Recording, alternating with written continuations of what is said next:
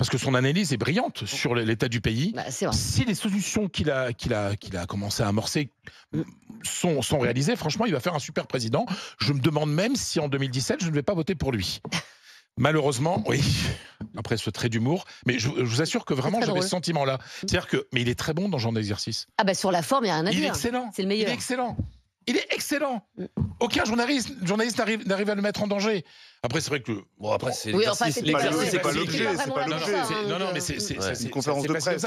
Mais n'importe quel sujet, c'est quelqu'un qui maîtrise ses dossiers. Il a réponse à tout, vraiment. Et donc tu te dis, mais celui-là, ce type-là, il va faire un super président.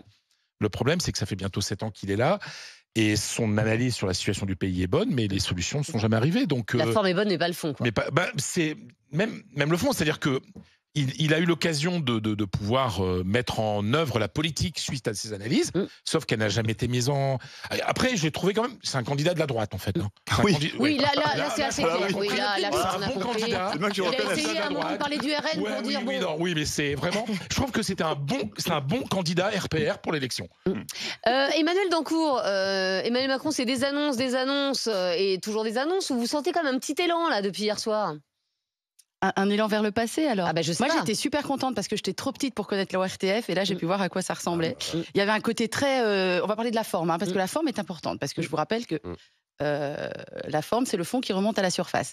Et là, justement, il n'y a rien qui est remonté à la surface. C'est ça le problème. Sur la forme, on a un président, on a tous l'image en tête, qui était donc en surplomb par rapport aux journalistes. Un côté très jupitérien. Le pouvoir, c'est moi. Et alors, c'est très drôle parce qu'hier matin, j'étais avec des correspondants de presse, de presse étrangère en France. Et on leur a demandé leur avis sur le président Macron. Et j'ai adoré leur analyse.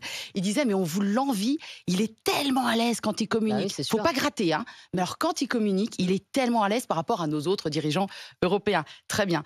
Mais on fait la même analyse, finalement. C'est vrai qu'il était très à l'aise, comme tu dis, Fred, sur tous les sujets. Il a réponse à tout, sauf que c'est jamais la bonne réponse. Il est toujours à côté de la plaque. Moi, c'est-à-dire quoi, c'est jamais la bonne réponse? Mais il n'a pas répondu aux questions. Moi, je trouve la plupart des questions, il n'y a pas répondu. Il a été recherché des éléments positifs. Enfin, il a récupéré le récit, comme on dit, pour répondre ce que lui avait. Vous savez le truc. Les journalistes arrivent avec leurs questions et eux, ils arrivent avec leurs réponses. Donc, évidemment, tout cela a été préparé, c'est normal. Mais il a répondu à côté de la plaque sur la plupart. J'ai trouvé des questions. On pourrait rentrer. Je pense qu'on va rentrer pendant l'émission dans le sujet. Mais sur la forme, très à l'aise. Je ne sais pas ce que ces ministres vont annoncer parce qu'ils ont pu rien annoncer. Il nous a quand même à un moment parlé de la géographie des Hauts-de-France qu'il maîtrise parfaitement et de comment il fallait pomper l'eau. Mais bientôt, on va le voir, le tuyau à la main, c'est lui qui va après, parce qu'il y avait une question très précise d'un journaliste de la Voix du Nord. Tu parlais spécifiquement du Pas-de-Calais, de Domarois. Toutes ces questions ayant été... La Voix du Nord, logiquement, parle de la région. Pour moi, il est hors sol. Il n'était pas en contact avec les citoyens. Ah non, moi je suis pas d'accord. Pierre Rondeau, finalement, Gabriel Attal va pas avoir à dire grand-chose lors de son discours de politique générale, quoi, du coup. Je ne sais pas ce qu'il va annoncer, ce qu'il va dire, ce qu'il va présenter. On en parlait récemment, pas plus tard que la semaine dernière, au moment de la nomination de Gabriel Attal. Ça reste un VRP de la politique du Premier ministre qui est Emmanuel Macron. Emmanuel Macron est à la fois président et Premier ministre, et ses ministres ne sont que des porte-paroles de la politique menée par le président. C'est pas très nouveau. C'est pas très nouveau, mais là, c'est assumé totalement, parce que c'est vrai qu'effectivement, il a tenu un discours de politique générale. C'était pas une conférence de presse. Alors si, c'était dans la forme d'une conférence de presse. Il a effectivement très bien répondu aux questions. D'ailleurs, on viendra après aux propositions qu'il a faites. L'une d'elles, c'est imposer le théâtre obligatoire en classe de 5e. On n'arrive déjà pas à imposer 30 minutes de sport. Hein, mais ça se voit qu'en l'occurrence, Emmanuel Macron a pratiqué le théâtre. Il pratique le théâtre, c'est un très bon... sur scène, il est excellent. Si en 2027, il ne pourra pas se représenter, il veut se reconvertir dans le théâtre, la comédie et l'acting, il a tout à fait sa place. Vous parlez effectivement de sa capacité à répondre aux questions. Effectivement, quand on va dans le détail, on constate que tout n'est pas vrai et que c'est survolé, mais il a une capacité, il a une telle confiance en lui qui donne le sentiment de maîtriser le sujet. Sur beaucoup d'éléments, notamment sur l'enseignement, on pourra y venir, mais c'est pas totalement maîtrisé. Mais sa manière de parler, sa manière de s'exprimer, de se tenir en public, de ne pas douter. Il ne doute pas et il donne le sentiment qu'il maîtrise. Et à ce niveau-là, il est excellent, c'est sûr. Après, dans le détail, il y a certains éléments qui sont critiquables. Mais dans la forme, il n'y a rien à dire. Il a tenu un discours de politique générale. Il aurait adoré être à l'Assemblée devant les députés et tenir une demi-heure de discours. Il l'a fait devant la presse et l'exercice a été réussi. Alors, vous êtes beaucoup à nous appeler pour nous parler de cette conférence de presse d'Emmanuel Macron hier, et notamment Julien de Marseille, qui est sans profession. Bonjour Julien. Bonjour Estelle, bonjour l'équipe. Merci beaucoup d'avoir été avec nous. Julien, est-ce que vous faites partie des 31% de Français convaincus par Emmanuel Macron hier ? Convaincu qu'il est absolument nul. Ah, d'accord, oui. Qu'il n'a absolument aucun fond. En fait, c'est ça l'analyse. Il pioche un petit peu à droite, un petit peu à gauche, qui se dit, qui est dans l'air du temps. Il en fait une politique. D'abord, il en fait même pas une politique, il en fait un discours d'annonce. Et puis finalement, il n'y a rien. Alors là, comme c'est tendance. Après les annonces, il a annoncé hier, donc aujourd'hui on peut pas en voir les bénéfices tout de suite. Non, mais ça fait 7 ans qu'il est au pouvoir, ça fait 7 ans qu'il nous fait les mêmes discours, hein. Enfin, qui prend le même chemin de communication où il annonce beaucoup de choses.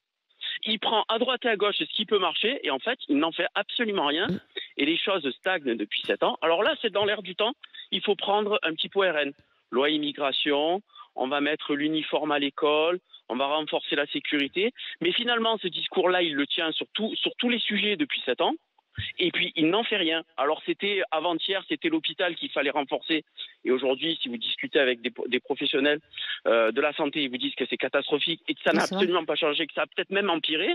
Hier, c'était l'éducation et finalement, on se rend compte que même sujet, mais pour le même résultat, rien n'a évolué, ça s'est peut-être même empiré. Et aujourd'hui, c'est la sécurité. Et dans 3 ans, il ne faudra pas être surpris d'un RN très très fort. Et moi, je me pose simplement la question de savoir si le calcul politique qui est fait aujourd'hui par Emmanuel Macron, c'est pas pour piquer des voix au RN et se retrouver finalement face, alors lui ou un autre. Lui, il ne pourra pas. On ne sait toujours pas. Hein. Il y a certains, Julien, il y a certains accompagnants qui parlent d'un 3e mandat possible. Non, il ne peut pas se représenter. Ouais, c'est finito, comme dirait Emmanuel Macron. Un de ses premiers ministres qui se retrouverait finalement pas face à Mélenchon. Parce qu'on voit qu'un 2e tour face à Marine Le Pen ou Bardella est complètement risqué pour ce parti-là. Donc je sais pas à quoi joue le président, mais en tout cas moi je suis absolument pas convaincu par lui. Je vois ça, Julien. C'est déjà pas beaucoup, hein, je dois le dire. C'est ça. Il vous a pas fait changer d'avis, quoi, c'est ça. Absolument pas. D'accord. Absolument pas. Et il me représente pas du tout, moi qui suis le petit ouvrier qui travaille 15 heures par jour parce que j'ai eu 2 emplois pendant 20 ans pour essayer de m'en sortir. Et il me représente pas du tout. D'accord. Merci beaucoup, Julien, en tout cas pour ce point de vue plutôt très tranché. Il n'y a pas quand même une mesure qui vous a marqué là-dedans, Frédéric, un truc où vous dites génial, je vous connais, la Marseillaise, ça doit vous plaire, ça. Oui. Bien entendu, parce que moi je me suis souvenu qu'à l'école primaire j'ai appris la Marseillaise dans mon petit village. D'apprendre la Marseillaise en 6e. Ça me paraît. Non, mais il y a un sujet qu'il a abordé qui me paraît très important. Il a dénommé le réarmement démographique. Ça donne envie, hein? C'est-à-dire que quand on a eu les chiffres hier... J'aime bien hier... cette image de missile comme ça, pour parler de démographie. Utérus, prêt, partez. Mais excusez-moi, la démographie est un sujet central. On a totalement oublié la démographie dans ce pays. On a eu des chiffres hier, justement. On n'a jamais fait aussi peu d'enfants depuis je ne sais plus combien de temps. Depuis la Seconde Guerre mondiale, 1945. Depuis 1945, voilà. Donc, ça, pour le coup, ça ne s'oblige pas. C'est pas une mesure, quoi. Enfin, non, si, parce que justement, faciliter justement... va faire des enfants, Fred. Oui, moi c'est vrai que je n'ai pas réarmé la démographie.